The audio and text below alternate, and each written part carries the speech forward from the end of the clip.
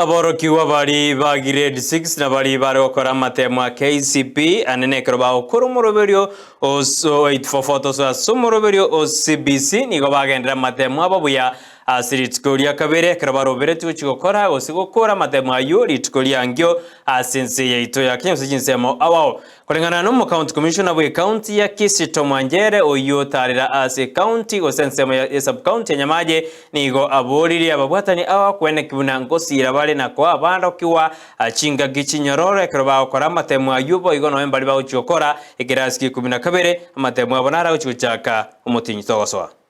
Candidates who registered for exams should be given a chance to do the exams. Remember, this exam is about the life of this child, and therefore let us do all that it takes to ensure that we accord them an opportunity, we provide them with an enabling environment for them to be able to undertake the exam. We have talked to the assistant chiefs, we have instructed the chiefs, the SCCs to mop up all the candidates, and of course you are the people who have the information, isn't it?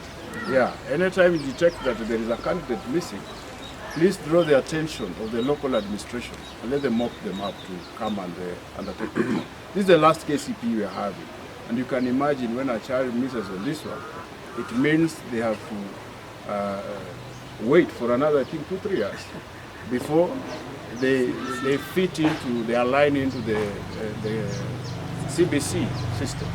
Yeah? I remember this happened when we were facing out the Form 6 and 844. Yeah?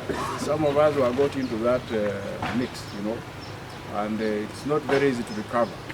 So let us ensure that we accord these children, they are our children, an opportunity to prepare themselves